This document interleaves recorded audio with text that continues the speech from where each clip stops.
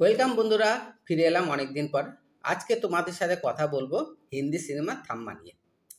থাম্মা শব্দের অর্থ হচ্ছে লিডার। কাদের লিডার? সিনেমাতে দেখানো হয়েছে বেতালদের লিডারকে থাম্মা বলা হয়। এবার বেতাল কাদের বলা হয়? বেতাল সেই প্রজাতিকে বলা হয় যারা কিনা দেখতে মানুষের মতো, কিন্তু তারা জীবিত প্রাণীদের রক্ত খেয়ে জীবন ধারণ করে। সেই জীবিত প্রাণীদের মধ্যে কিন্তু মানুষ নেই, কারণ মানুষের রক্ত দিন দিন এতটাই দূষিত হয়ে গেছে যে বেতালরাও সেটাকে আর খেতে চাইছে না। তাদের মধ্যে এই নিয়ম প্রচলিত আছে যে মানুষের রক্ত যদি কেউ খায় তাহলে 100 বছরের জন্য তাকে বন্দি করে রাখা হবে। পাশাপাশি আরেকটা বৈশিষ্ট্য রয়েছে, কোনো মানুষের রক্ত যদি তারা পান করে তবে সেই ব্যক্তি মারা তো যাবে এবং মৃত্যুর পরে সেই ব্যক্তিও বেতাল হয়ে যাবে। বেতাল প্রজাতির সবাই মৃত্যুর পরে অমরত্ব লাভ করে। এবার আমরা সিনেমার মূল কাহিনীতে চলে আসি। জঙ্গলের মধ্যে একজন ফ্রিল্যান্সার যার নাম অলোক, যে চরিত্র অভিনয় করেছে আয়ুষ্মান খুরানা, সে পথ হারিয়ে পৌঁছে যায় বেতাল নগরীতে। এইখানে এসে তার দেখা হয় একটি মেয়ের সাথে, যে মেয়েটার নাম হচ্ছে তারক, যে চরিত্র অভিনয় করেছে রশ্মিকা মন্দানা। রশ্মিকা মন্দানা নিজেও বেতাল প্রজাতির, কিন্তু আয়ুষ্মান সেটা জানে না। সে না জেনে রশ্মিকার রূপে মুগ্ধ হয়ে রশ্মিকার প্রেমে হাবুডুবু খেতে থাকে।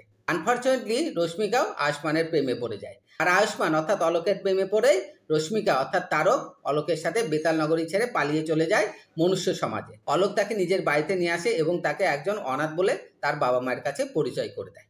কিন্তু মনুষ্য সমাজে আসার পরে সমস্যা যেটা হয়ে দাঁড়ায়, যে তারক তো আর জানে না যে মনুষ্য সমাজের রীতিনীতি, জীবন ধারণের স্টাইলটা কিরকম।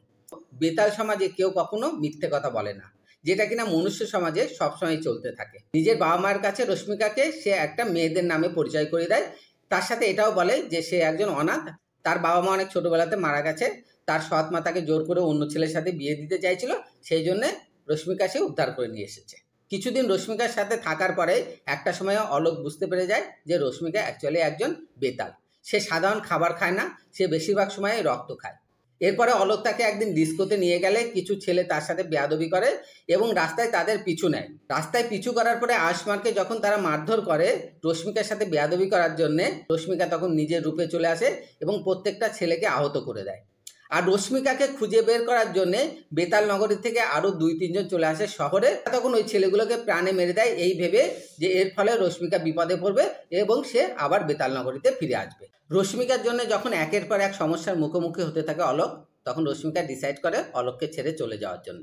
রশ্মিকা যে বাসে ট্রাভেল করছিল, অলোক তার গাড়ি নিয়ে সেই বাসের পাশাপাশি চলতে থাকে এবং কন্টিনিউ তাকে রিকোয়েস্ট করতে থাকে তার জীবনে ফিরে আসার জন্য। ঠিক এই মুহূর্তেই অলোকের গাড়িটা অ্যাক্সিডেন্ট হয়, অলোককে হাসপাতালে নিয়ে যাওয়া হয় এবং সেখানে ডাক্তাররা অলোককে মৃত বলে ঘোষণা করে। কিছুক্ষণ পরে আমরা অলোককে জীবিত অবস্থায় দেখতে পাই। এখন প্রশ্ন হলো, অলোক কিভাবে জীবিত হলো? অলোককে যখন মৃত বলে ঘোষণা করা হয়েছিল তার আগেই অ্যাকচুয়ালি অলোক মারা গেছিল। আর ঠিক সেই সময় রশ্মিকা অলোকের শরীর থেকে রক্ত পান করে, যার ফলে অলোক বেতাল রূপে আবার জীবিত হয়ে ফিরে আসে। এরপরে ধীরে ধীরে অলোকের মধ্যেও বেতাল প্রজাতির বৈশিষ্ট্য দেখা যায় এবং একটা সময় গিয়ে অলোকের বাবা, যে চরিত্র অভিনয় করেছে পরেশ রাওয়াল, সেও বুঝতে পারে যে তার ছেলে বেঁচে তো আছে কিন্তু তার শরীরে কোনো হার্টবিট নেই, কারণ সে এখন মানুষ নয়, সে এখন বেতাল হয়ে গেছে। সে মরে গিয়ে অমরত্ব লাভ করেছে। আর ওদিকে বেতাল নগরীতে তখন নতুন নাটকীয় মোড় নিয়েছে। বেতালদের যে নেতা ছিল তাকে তো বন্দি করে রাখা হয়েছিল, যে চরিত্র অভিনয় করেছে নওয়াজুদ্দিন, কারণ সে মানুষের রক্ত পান করেছিল। নিয়ম এটাই ছিল, সেকেন্ড টাইম যদি কেউ এই ভুল করে তখন তাকে বন্দি করে রাখা হবে এবং এই রাজাকে তখন মুক্ত করে দেওয়া হবে। অলরেডি তো সেই ব্যাপারটা ঘটে গেছে, কারণ রশ্মিকা অলোককে বাঁচানোর জন্য তার শরীরে রক্ত পান করেছে এবং বেতাল রূপে তাকে জীবিত করে তুলেছে। এরপরে বেতাল নগরীর নিয়ম অনুযায়ী তারা রশ্মিকাকে বেতাল নগরীতে ফিরে নিয়ে যায় এবং নওয়াজুদ্দিনকে ফ্রি করে রশ্মিকাকে বন্দি করা হয়। তো আয়ুষ্মান তো তখন রশ্মিকাকে ছেড়ে আর থাকতে পারবে না, সেই জন্য বাবার আশীর্বাদ নিয়ে রশ্মিকাকে বাঁচানোর জন্য সে বেতাল নগরীর খোঁজে বেরিয়ে পড়ে এবং একটা সময় সেখানে পৌঁছে যায়। এরপরে সিনেমার ক্লাইম্যাক্স, বেতাল নগরীর রাজা যাকে মুক্ত করে দেওয়া হয়েছে তার সাথে আয়ুষ্মান এবং রশ্মিকার একটা ধোঁয়াধার ফ্যান্টাসি টাইপের অ্যাকশন হবে এবং শেষ পর্যন্ত আয়ুষ্মান জয়লাভ করবে এবং বেতাল নগরীর রাজা নওয়াজুদ্দিনকে আবার বন্দি করে রাখা হবে। সিনেমার গল্প এখানেই শেষ। এরপরে পোস্ট ক্রেডিট সিন রয়েছে। সিনেমাতে ক্যামিও হিসেবে আমরা বরুণ ধাওয়ানকে দেখতে পাবো এবং পোস্ট ক্রেডিট সিনে আমরা এটাও দেখতে পাবো যে বেতাল নগরীর যে রাজাকে আবার বন্দি করে রাখা হয়েছিল তাকে সেখান থেকে মুক্ত করে নিয়ে যাওয়া হলো এবং মুক্ত করে যে নিয়ে গেল তার মাথা কাটা। মাথা কাটার যে কাহিনী সেটা আমরা স্ত্রী টুতে দেখতে পেয়েছিলাম। অ্যাকচুয়ালি ম্যাডক ফিল্মসের হরর স্টোরিগুলোতে একটা ইউনিভার্সের আন্ডারে তৈরি হচ্ছে, সেই জন্য একটা সিনেমার সাথে আরেকটা সিনেমা কোথাও না কোথাও কানেক্টেড করে দেওয়া হচ্ছে। এই সিনেমাতে আমরা ভেরিয়া রূপে বরুণ ধাওয়ানের ক্যামিও দেখতে পাবো, যার থেকে আমার মনে হচ্ছে ম্যাডক ফিল্মসের নেক্সট যে হরর স্টোরিটা আসবে সেটা হয়তো ভেরিয়ার উপর বেস করেই নির্মাণ করা হবে। বন্ধুরা, এই ছিল সিনেমার এক্সপ্লেনেশন। সিনেমাটা একবার দেখার পক্ষে খুবই ভালো। যারা হরর স্টোরি পছন্দ করেন চোখ কান বুঝে এই সিনেমাটাকে আপনারা থিয়েটারে গিয়ে দেখতে পারেন। আমার ধারণা এই সিনেমাটা তৈরি করতে যে পরিমাণ অর্থ নিয়োগ করা হয়েছে খুব সহজেই সেই পরিমাণ টাকা মার্কেট থেকে রিকভার হবে এবং এই সিনেমাটা হিটের মুখ দেখতে পারবে।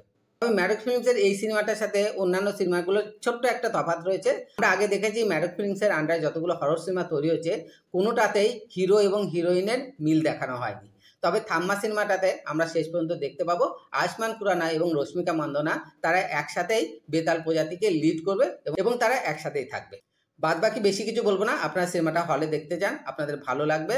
আর যদি আমার এক্সপ্লেনেশন ভালো লাগে তাহলে অবশ্যই সাবস্ক্রাইব করুন, লাইক করুন, কমেন্টস করুন, শেয়ার করুন এবং বেল বাটন প্রেস করে রাখুন যাতে আমার পরবর্তী রিভিউ পৌঁছে যায় আপনাদের কাছে সবার আগে।